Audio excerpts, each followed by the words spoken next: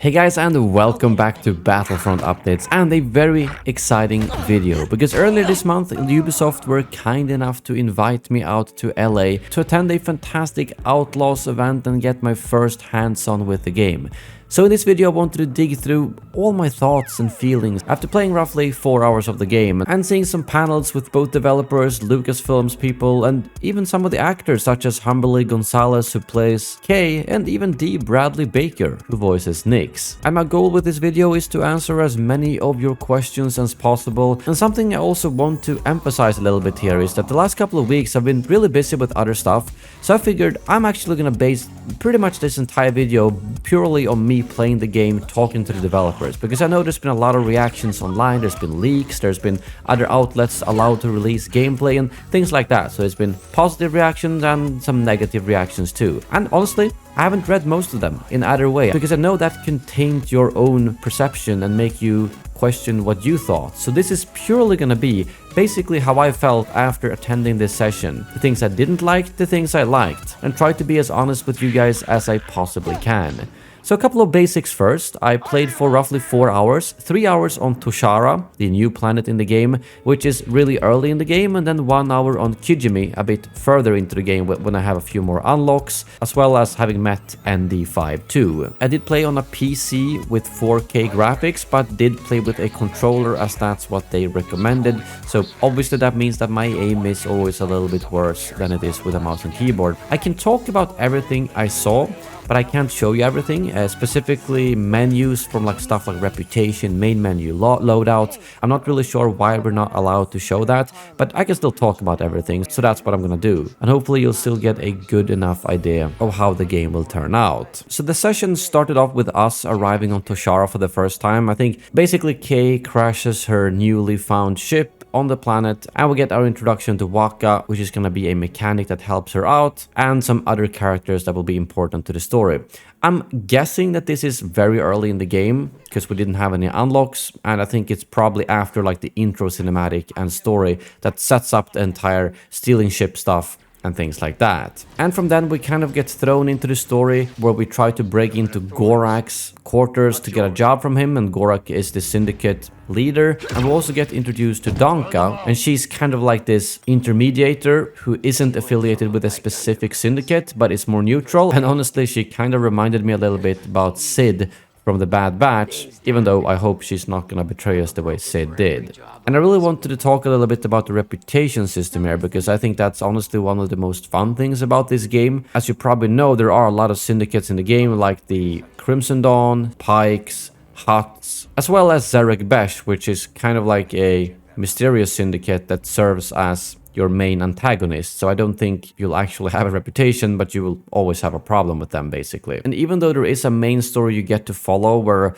you have to go against or with some of the syndicates, I feel like this is where you can really customize your story, as good or better reputation will give you free access to the syndicate's territories and districts, so you don't have to sneak in there or break in. You can just basically stroll in there, and if you have a mission to steal from them, you can walk in there, steal that thing, and they won't notice anything, even though your reputation will usually then go down once you hand in that quest to an opposing syndicate.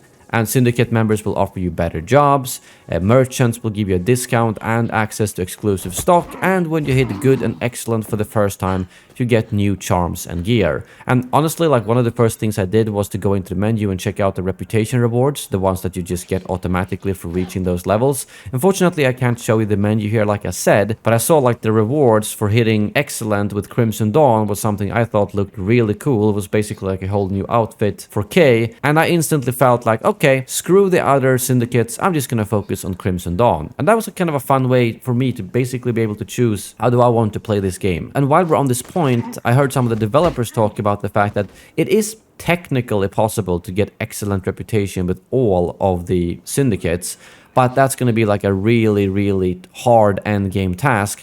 Whereas if you just want to focus on maybe one or two of them, it's going to be fairly easy to hit the excellent level while completely screwing over the other syndicates. So there's a lot of different ways to do it. You can either focus on one or two, try to be nice to everyone, or just jump in between them and see your reputation bounce up and down. That's kind of all up to you. But as you can see in a lot of this early gameplay, stealthing is a huge part of this game, and I noticed that it's kind of different parts to this stealth gameplay. Sometimes when you have to infiltrate a syndicate, you have to make sure you don't get caught and you don't even have the option to fight them. And if you get caught, they throw you out there, you lose some reputation and have to try again. Whereas sometimes when you progress far enough into that stealthiness, you get to the part where it's kind of more like an option. Like, yes, if you can stealth through the entire mission, it will be a lot easier. But if you trigger a fight, you can fight your way out, even though a lot of times that was easier said than done. I got pretty far into this syndicate headquarters until I accidentally triggered a fight and tried to be sneaky with Nyx blowing up a container. But in the end, I kind of got overwhelmed and ended up dying, which wasn't as punishing as I thought, because I just basically got put out of combat in the same area and could stealth all the way through, so it wasn't that hard. But I did prefer these parts where you could choose to blast your way through or go all stealthy. I do have to say though that the stealth gameplay did cause some frustration at times. One of the missions when we have to infiltrate an Imperial ship I really struggled with. You'll see me here fail it like 10 times. I mean, yes, it could be user error as we skip ahead a little bit in the game and maybe I hadn't learned how to do it properly. But I won't deny, this was frustrating. It happened like 10 times and I talked to some of the other people who played there too, who thought the stealth part could get a little bit too punishing at times. But once I did figure out the way to go here, it wasn't really that hard. It looks really easy, right? But it took like 10 fails before I actually got here. And in these occasions, like on the Imperial ship, you will see the kind of caught indicator at top. And once I got seen by one trooper, I knew it was already over. So I kind of just put my controller down and waited to die or to get caught. So that was something that did get a little bit frustrating at times. So how does the progression work in the game outside of the actual main story? Well, there's no like skill trees and stuff, which I really liked, but upgrades are instead obtained by completing missions for experts, such as Lando or other characters in the game. I do know there was some gameplay that we didn't get to experience where you find a Jawa called the Hot Fixer and you have to get a tooth from a Sarlacc in return for a turret for her ship. And there's also another thing where in order to unlock a speeder boost for your speeder bike, you have to make a big enough jump to cover X amount of meters. And this is something that I really liked about the entire like open world part, that this wasn't something that you go to this specific place, you do that and you get the unlock.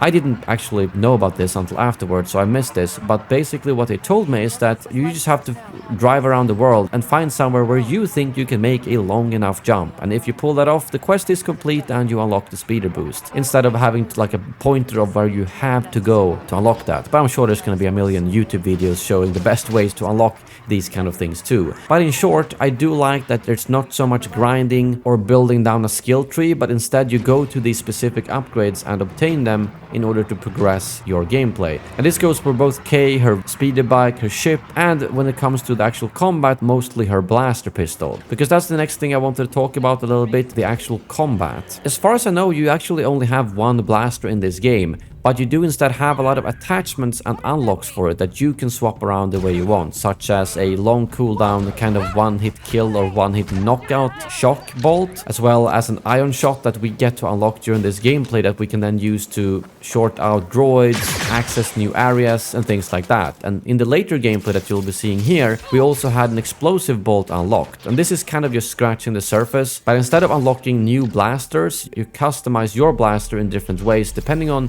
which mission you're on or what playstyle you like. You can still find weapons to pick up, like you can see right here, but all of these weapons are actually temporary instead, which means you can use them for a limited amount of time and they're usually more powerful than the blaster you have. I do like having these kind of temporary upgrades, but I have to note that it was a little bit frustrating that they're kind of locked into the area that you're in, meaning that a lot of times you'd find something, pick it up and be like, oh, you can't carry this to the next area. Like right here I found a sniper blaster that I really wanted to try out, but I couldn't bring it further along. So there's both ups and downs to that system, but maybe you can find like sniper attachments to your blaster pistol in the future. I'm not really sure. We really just scratched the surface when it comes to this. But when it comes to the actual shooting mechanics and fighting, there are some things you'll find similar, such as the cooling system is pretty much taken straight out of Battlefront 2, which was something that was a very nice familiar surprise. But other than that, the blaster combat is way more tactical than something like Battlefront. I know I'm going to be comparing it to Battlefront a lot because I played a lot of Battlefront and I'm sure some of you did too.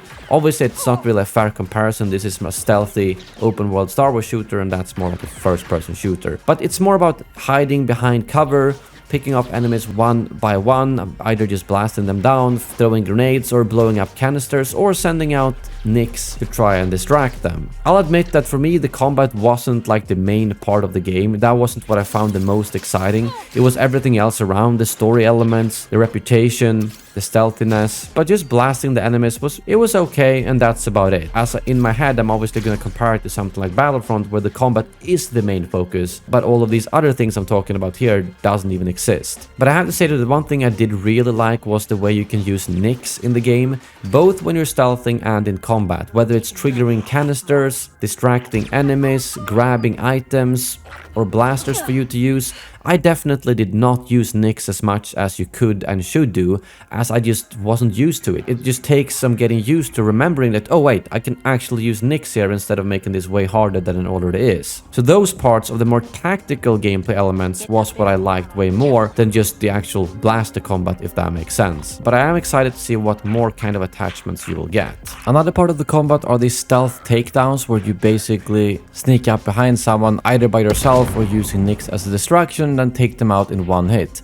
I thought this felt a little bit weird, as Kay would basically go up and one-hit KO a stormtrooper with her fist, which doesn't really make sense. And I wish they would have utilized melee weapons instead, whether it was a taser, a blade, or a truncheon like Jin had, as it felt a bit unnatural at times. I don't think the one-hit mechanic per se has any issues, but the way it was portrayed wasn't as satisfying as it could have been. A few other things I wanted to mention: there are some mini-games you do to often hack into doors, chests, or similar locked objects, and those were quite satisfying in the beginning, but after a while, when you figure them out, mostly become annoying and takes a lot of time. But I was told by some other players that you can actually go into options and kind of just disable that, so you will get through them instantly, and I think that's something I'm gonna do after a couple of hours of gameplay. So let's talk a little bit about the graphics. I'm gonna be honest, I didn't really see any problems with the graphics. I didn't get mind blown by the graphics at all. It wasn't like the first time I played Battlefront or even saw some parts of Jedi Survivor where I was like, wow. But on the other hand, I didn't have any issues with it either. I actually had like a notebook next to me where I wrote down stuff that I thought was weird, and the only graphical thing that I thought about when playing was that I thought Kay's hair looked a bit weird. It almost had that Chewbacca Battlefront 2015 issue where it didn't look natural at all. But I'm also gonna be honest and say that I'm probably not the best person to judge the graphics, because that's usually something I don't have too many issues with, and I focus more on the story, the gameplay, the mechanics and such. In terms of the flying, I'm gonna keep it short. I thought that it was very simplified compared to something like Squadrons, which I'm very happy about, since there is gonna be a lot of flying in this game between planets and doing missions or side quests. Actually locking onto the enemies was simplistic. You hold down, you blast them down. Flying the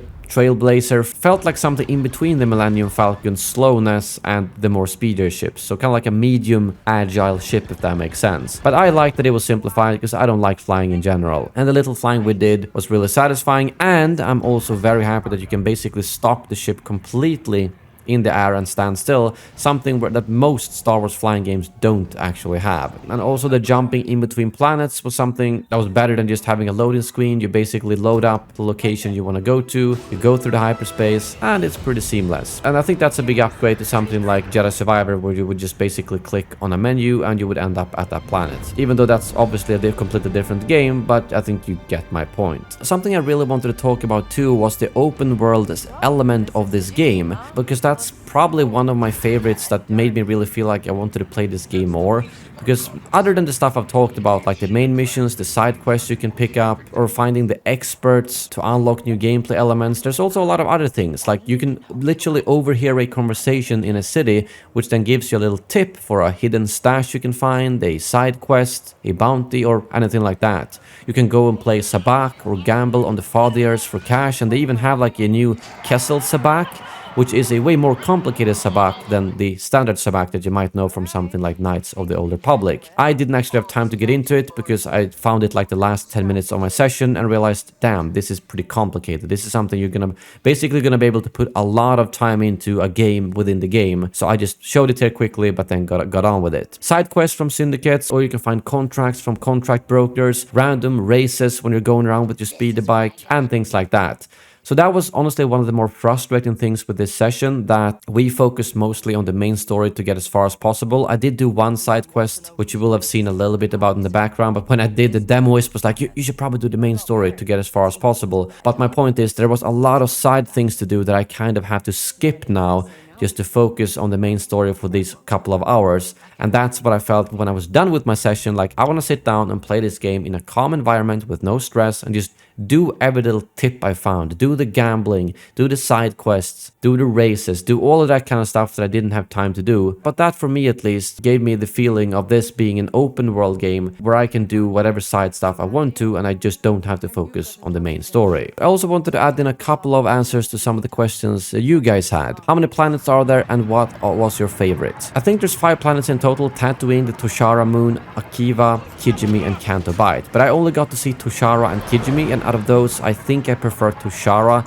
as that's kind of like a brand new planet, which is always exciting, and I really like the city there and how kind of buzzing it was and how much stuff you could do there. How does the combat feel, and what games can you compare it to if possible? I've already talked about the combat a bit, and I'm just gonna say that it feels very tactical and at some points a little bit clunky, but that's probably because I'm used to these fast-paced runner shooters and not having to hide behind a corner and shoot. I can't really give you a good comparison because I've played way too little tactical shooters and way too little open world games, so this is kind of all new to me, and so I don't want to make any comparison that isn't fair. How good is the writing in your opinion? Will the narrative be a generic sci-fi story or something more interesting and nuanced? I really liked the little I saw of the writing during this session.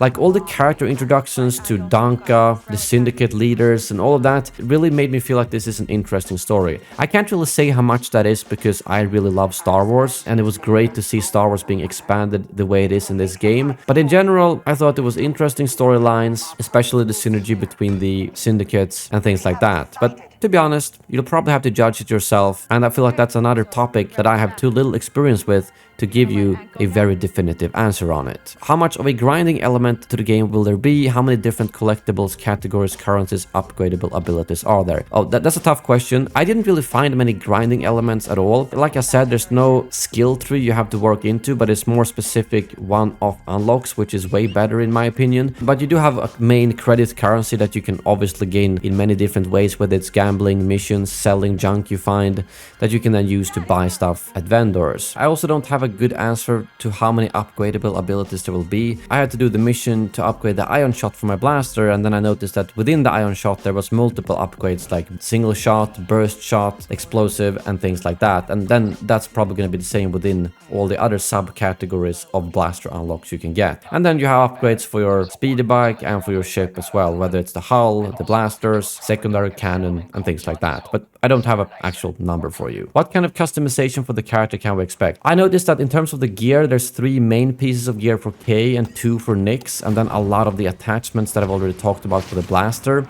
So in terms of visually, it seems like you have 3 main pieces to choose from on K, which to me looked a little bit little in the beginning, and I feel like I have to judge this further when actually playing the game. But I did like that the customization wasn't so complex that it just got overwhelming with a million different unlocks, and there were very iconic main pieces that you could put on, like the ones I talked about from Crimson Dawn that I really want to unlock. And I find it hard to judge if this is going to be a good thing or a bad thing or just an average thing when you play this game for a long period of time, if you're going to feel like you have too little to unlock or if it's going to be just in a sweet spot, as you had less slots to customize than I initially expected. But I think that's going to be a wrap of my main thoughts on this game before this video gets too long. But my final conclusion after playing for these 4 hours is that I really wanted to play more. Like, after the session was over, I just felt like, oh, there was so many side stuff I missed. I didn't get far enough in the main story, and I just wanted to do more stuff in the game. And at least for me, that's kind of the main takeaway. If I feel annoyed or frustrated or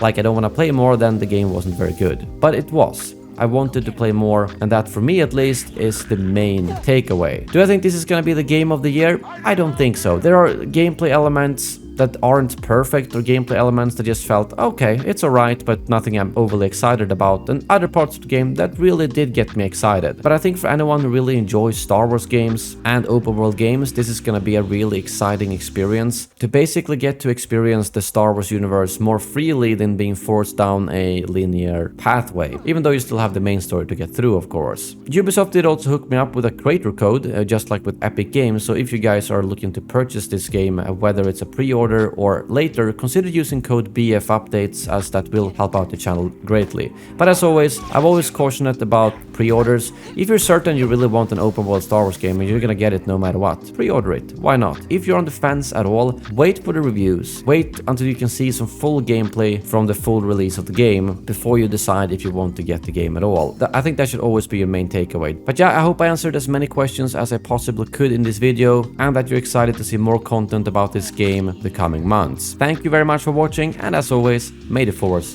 be with you.